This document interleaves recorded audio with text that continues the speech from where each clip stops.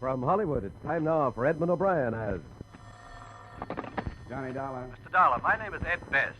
I'm in the investment department of the Financial Surety Company. Oh, sure, I've worked for the company. Yes, Bruce Hardwick told me about you. I have something I'd like to have you look into. What is it? Briefly, a few years ago, we bought controlling interest in the Stanley Springs Company, an organization in the Southwest that deals in cotton, has a couple of gins. I just got a letter from out there to the effect that behind the scenes, the company is carrying on illegal traffic across the Mexican border. How close a check do you keep on the outfit? Our accountant goes out for a quarterly examination, and he certainly reported nothing suspicious, but we businessmen aren't trained to handle smuggling organizations, if one does exist. Yeah, well, training is very seldom enough, but I'll come down this afternoon and talk it over with you.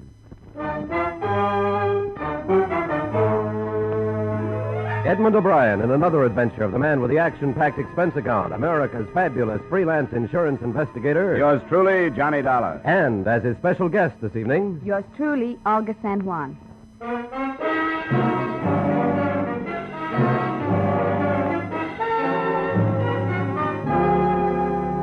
Expense account submitted by Special Investigator Johnny Dollar to Home Office Financial Surety Company, Hartford, Connecticut.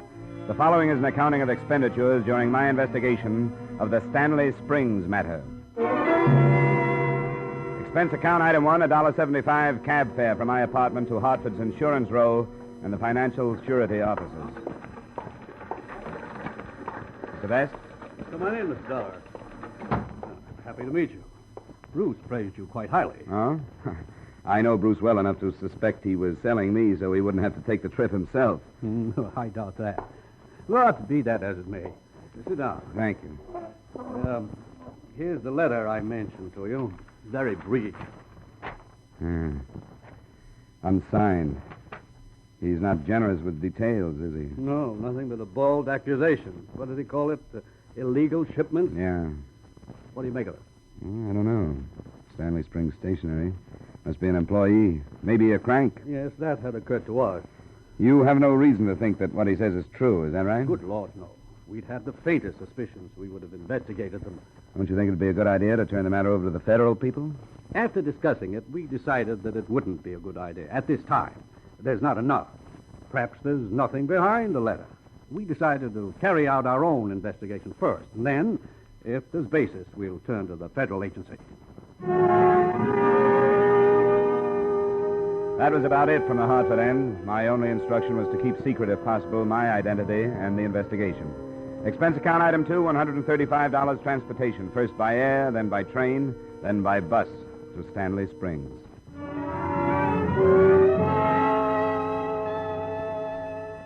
I arrived there late in the afternoon, and at first I couldn't see the true character of the town. It was dusty, set in a depression of the desert that's called Stanley Springs Valley. It was a company-built town. 2 dirty street saloons, a few cafes, and stores made up the center of town. The rest was a cluster of identical white dwellings. There was only one small hotel, and I checked into it under the curious glance of a dark-haired girl who knocked on the door a few minutes after I'd gotten to my room. Ah, hello. Hello. Are you busy? I know, not at the moment. Then could I come in? Sure. I don't see why not. I'm not quite ready to receive visitors. I don't have anything to offer you but a cigarette. I don't want anything. I only wanted to talk to you. My name is Anne, and I live here in the hotel. We don't see many strangers here in Stanley Springs. Well, I'm that all right. Sit down. Why are you here? Taking a look at a lot of organizations like the Stanley Springs Company. I'm going to write an article for a textiles magazine. You are from the East? Yeah, New York. You? I lived in Denver before I came here. And I have been in Fort Worth and Tucson and Phoenix. Why do you want to write about the company? Well, I'm being paid to by a lot of men who own controlling interest in a lot of companies, and they're too fat and wealthy to come out themselves to find out how they earn their money. You don't like these men? I can take them or leave them alone. What do you do? I work in one of the clubs. Clubs? Isn't that a pretty fancy name for them? I know. They don't look like much in the daytime. But at night, you'll see. Does the company own these clubs? I think they sold them. That was before I came here. I take it I can drop my money on a crap table if I want to. Oh, yes, there are games in all of them. Oh, but you aren't interested in that. And I'm talking too much. Do you want me to go? No, of course not. I'm glad you came. Then so am I. It's good to have someone new to talk to.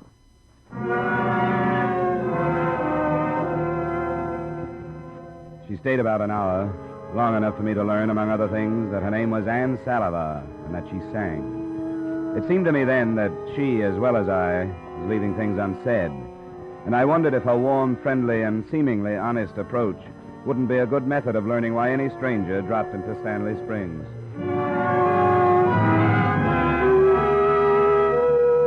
I didn't do anything that first evening and night but recover from my long 15 hours of travel. The next morning, I started out on the only lead I had, the unsigned 2-sentence note on company stationery. There were 3 men in the Stanley Springs office when I got there. One of them was Norman Stager, the manager. Well, that's interesting, Mr. Dollar. What sections have you been through in your survey? I came up through the southeastern states, then through Oklahoma, Texas, Arizona, California, now here. Quite an extensive trip. They seem to think it's worth it.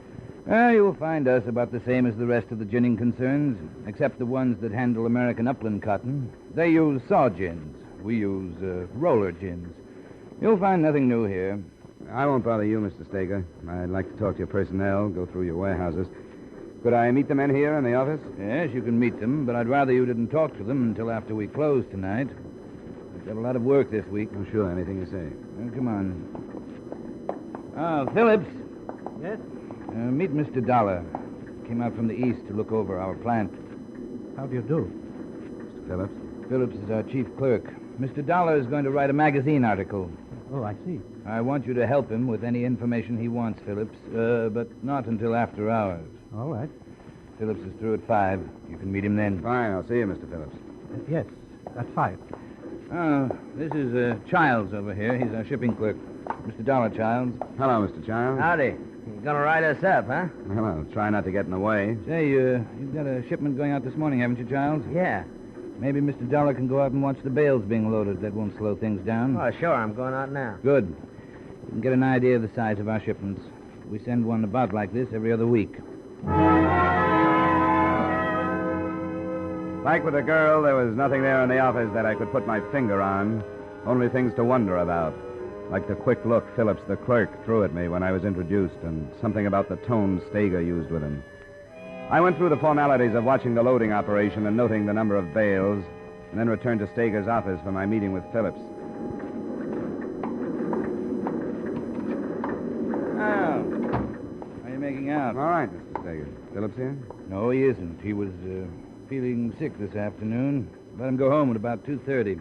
Oh? What's the matter with him? I don't know. Something with his stomach. I think he worries too much. Doesn't seem like he'd have very much to worry about in his job. No, he wouldn't, but I guess it can be quite a strain if you let it. Me, I don't worry about anything. Well, that's the way to be, all right. I'll find him at home then, I guess, or if he doesn't feel good, I can wait till tomorrow. You'd better catch him. Maybe he's sicker than he thinks. What do you mean? Just what I said. Maybe he's in worse shape than he realizes. I hope not. Why do you say that, Mr. Stager? Well, it just seemed to me that he acted kind of funny when I introduced you to him this morning. Didn't you notice? No, I guess I didn't. I've had my doubts about him for quite a while. I think there's something wrong with him. Like what? Something about his past that he's hiding. I've even thought he may have had a criminal record. When he met you, it was almost like he was afraid you'd come out here after him. It'd be easy enough to check if you wanted to. We could phone the state authorities. Oh, not yet, Dollar. Let's wait till after you talk to him. Find out how he reacts. Lives in number 18. That's on First Street. Okay, Stager, thanks. I'll go right over. I would. Let me know how you find out.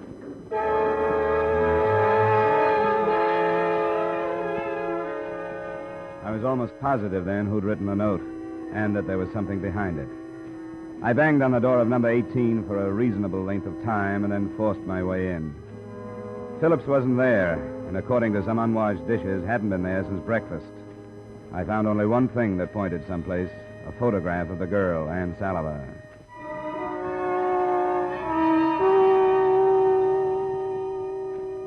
I didn't find her at the hotel when I got back, so at 8 that night I walked into the club where she worked. She was singing as I entered.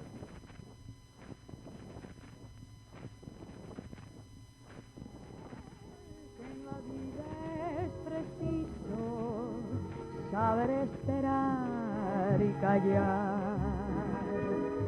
para al cabo arrancar lo que siempre anhela el corazón. No te importe saber que mi boca besar una boca otra vez, pues no hay huellas que existen, recuerdos que no borres tú. Tu cariño me ha traído un algo, no sé qué, que no deja que mis ojos miren más que hacia ti.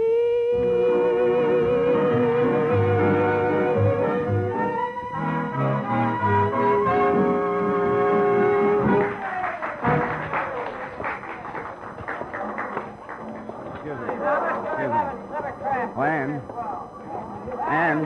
Johnny! Oh, I'm glad you came. You didn't last I night. want to talk with you, Anne. Is there any place we can go? What's the matter? I want to talk to you about Irving Phillips. Why? I had an appointment with him at 5. I can't find him. Where can we talk? I don't want to talk to you. Why not? Please leave me alone. You know where Phillips is? No, Why don't you want to talk about him? I don't know. Because he wrote a letter? I'll try to come to your room after I finish. Don't talk to me here. It will be about 4. All right. I'll wait for you.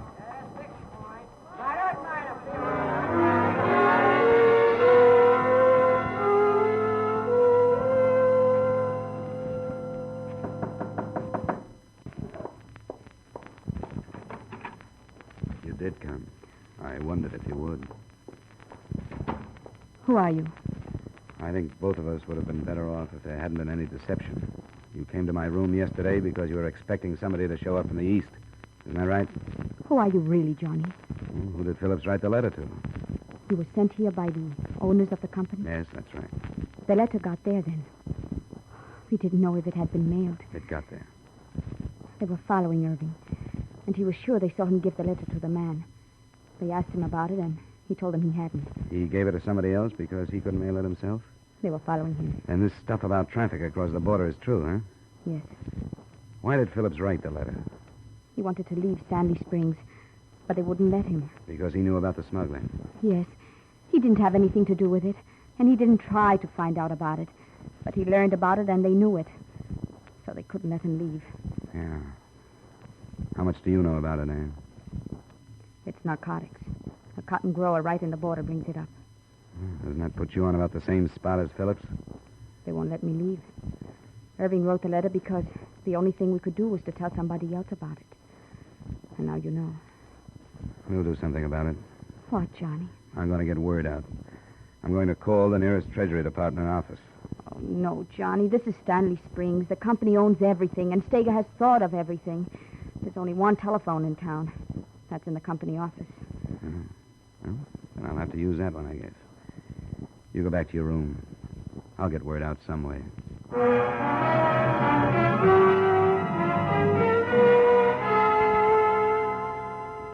was pretty obvious that I wasn't going to get word out. It was 4:30 in the morning when I left the hotel, but 2 men were waiting for me in the street. Hey, Dollar. Huh? Oh, it's you, Childs. You up early or late? I could ask the same thing of you. You get a lot of information from Phillips for that article you're writing? I think you know more about Phillips than I do. Well, the way he acted when he met you, I thought he was afraid of you. I wondered if you'd seen him. What are you driving at, Childs? I didn't see him. I went to his house. He wasn't there. He wasn't? Well, that's funny. I saw him go in about 8:30 and 9 last night. Maybe I ought to try again. Yeah, I guess so. You know, you can't start too early in Stanley Springs. Thanks for the tip. I'll go right over.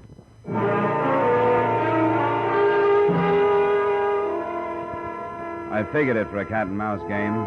They wanted me to find Phillips, and I did. Phillips was dead from a bullet wound in his temple. A .38 revolver was still held in his right hand. Except for one completely worthless bit of evidence. Irving Phillips' death was apparently a result of suicide.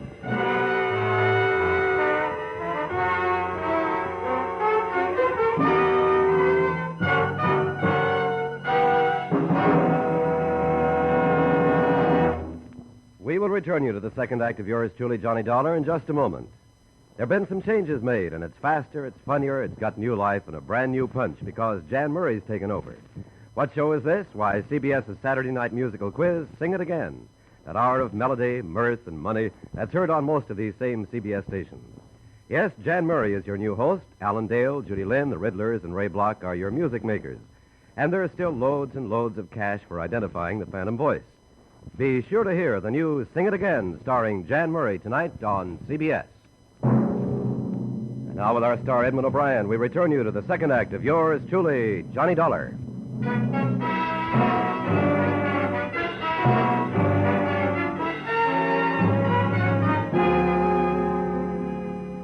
A brief and faltering examination of the scene was made about an hour later by an aged deputy sheriff, Stanley Springs' only law enforcement officer. He didn't ask for a statement. I didn't offer one because I knew it would be useless. I watched the removal of Phillips' body, and then with Childs and the other man following me, I went back to the hotel.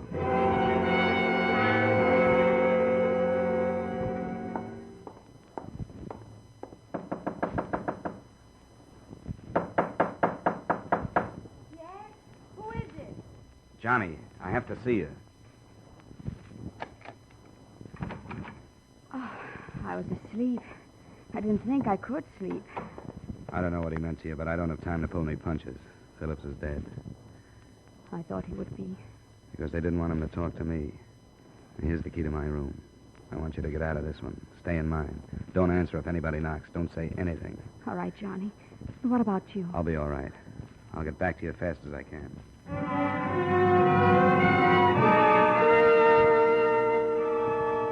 With the two men still tailing me, I found an early cafe and spent some time over coffee.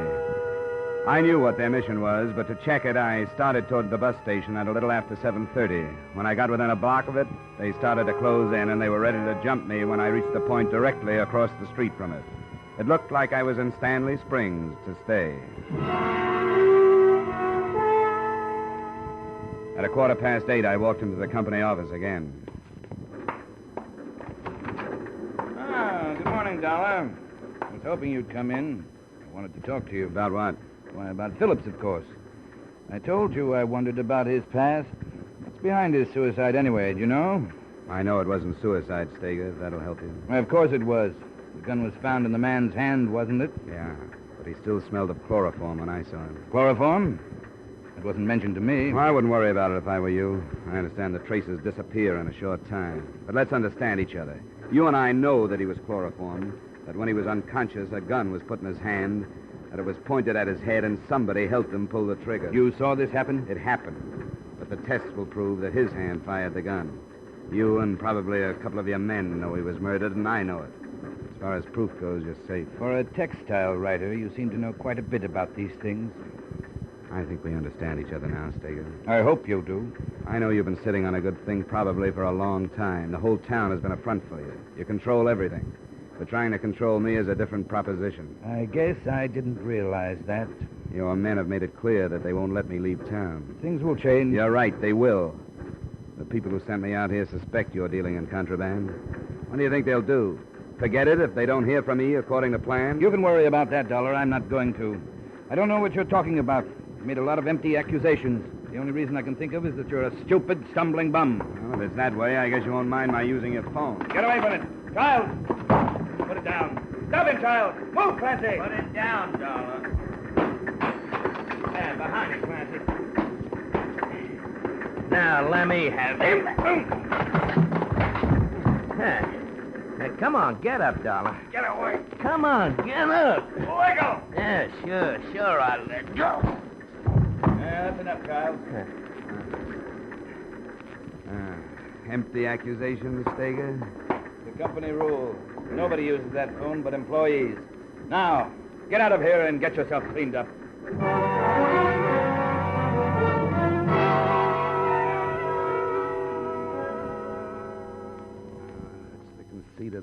what's worst of all, Anne? He's been toying with me ever since I got here, leading me around, showing me the murder he committed because he knows he'll get away with it. Oh, please sit down, Johnny, so I can put something on your face. I know what he's doing, and I can't stop him. I think this will hurt. Oh, is it very bad? It's all right. He's going to hold me here until he gets rid of the narcotics evidence. And then there won't be a thing I can prove against him. Oh, wait, Johnny. Your forehead. Ooh. Oh, I'm sorry. Does it hurt? Yeah, that one does. There's only this one more. There. You aren't very pretty now, Johnny. Come here. Yes. How can you be so calm about this? Aren't you afraid of them? I have been afraid of a lot of things. What things? I don't want to talk about them, Johnny. I have made my life the way it is. I didn't have to come to Stanley Springs. Okay, we'll leave it at that. Why do you want to know about me? Well, it's been less than 24 hours, but it seems like I've known you for a long time. I know. I guess meeting like this in trouble does that sort of thing to people. I have heard that life goes very fast when there is danger. Oh, you haven't slept, and you should. Do you want me to go? No. I don't want you to go, not for a while. All right, Johnny. I've been trying to think what this day would have been without you. If I've helped you, I'm glad. Only a few times in my life when I've been driven to the point where I could kill a man. I reached it today when Steger and his men kicked me out of that office. I think if you hadn't been here, I would have gone back to it. Oh, I think it would be better if you forgot all about that. Forgot it? I'm afraid that's a luxury that's not allowed me. I'm not paid to forget. Even for a little while? I'll only stay for a little while. You haven't slept, and you should. But tell me about yourself. Where you live. I've wondered so many things about you. That was the last time I saw Anne Salivar. She stayed an hour, maybe less. When she'd gone, I slept.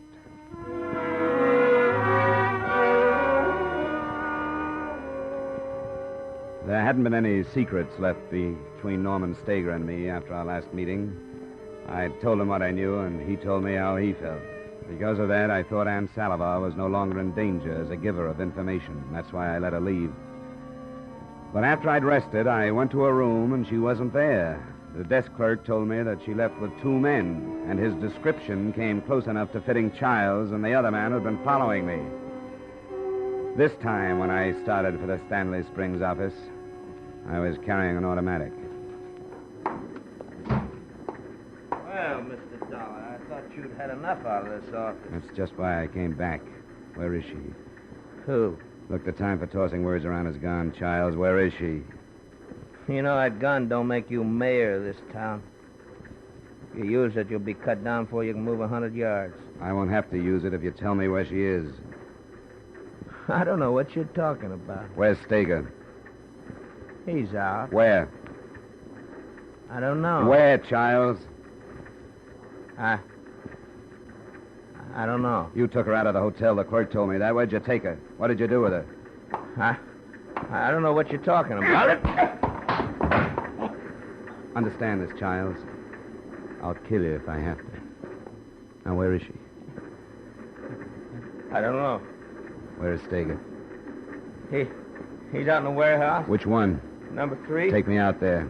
No, I won't.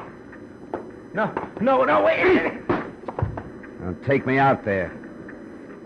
Take me out there or I'll kill you. I mean that. All right, I'll take you out there.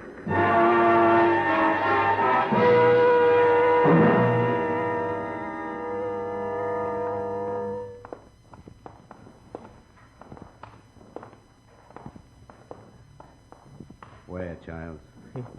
He said he was coming here. Don't play with me. Don't tell me anything but the truth. I'm not. He said he was coming here. Steger! That you, Childs? Yeah, What do you want? it's Dollar. Where is he? I'm here, Steger.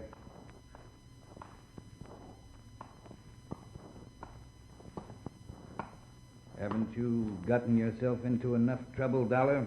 Yeah, plenty. What's the matter with you, Charles? He hit me with a gun. You're liable to find yourself in prison, Dollar. Do you know that? I've thought about it. Armed assault? That's a felony, I believe. I want to know where Ann Salivar is. I didn't know you were acquainted. Yes, you did. Tell me what you did with her. I didn't do anything with Where her. is she? I don't know. This is another example of these halfway accusations of yours with no proof. If you can't find her, it's quite possible that she left town. You wouldn't let her do that. You don't know what you're talking about, and I've heard enough. I think you've lost your mind. Steger, don't. Don't leave. I'll kill you if I have to. No, you won't, Dollar. Because you don't have proof of anything. Well? What? Well, you killed him. What's the matter? You crazy? You killed Steger. No, I didn't. But you might not be so lucky. So don't do anything I don't tell you to do. No, I won't. I won't do nothing. What do you want from me? Take me to that deputy sheriff. I want to be arrested.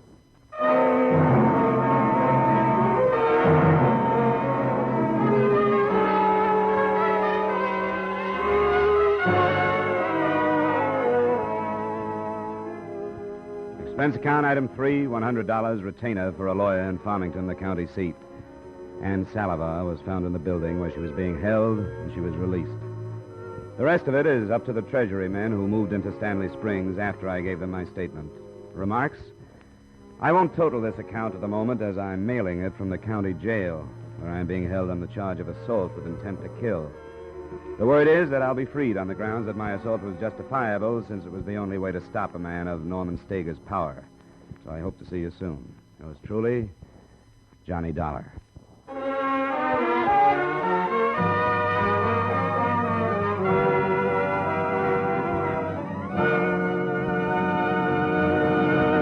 Yours truly, Johnny Dollar, stars Edmund O'Brien in the title role and is written by Gil Dowd with music by Wilbur Hatch.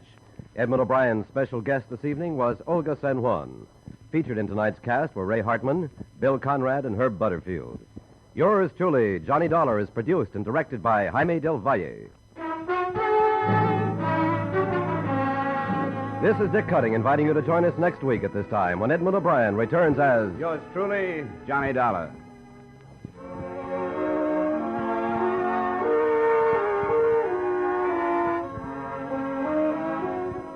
Since the fighting began in Korea, prices have been mounting throughout the country. The cost of living today is at an all-time high, and under pressure will rise still higher. We can protect ourselves, our families, and our country against dangerous inflation if each of us will resolve to pay no more than fair prices, to watch for repeated price rises, to buy only what we need, and to refrain from hoarding at the expense of our neighbors and our country.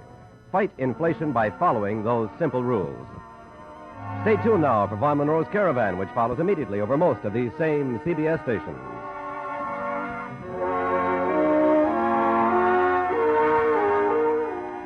This is CBS, where you laugh at Jack Benny every Sunday night, the Columbia Broadcasting System.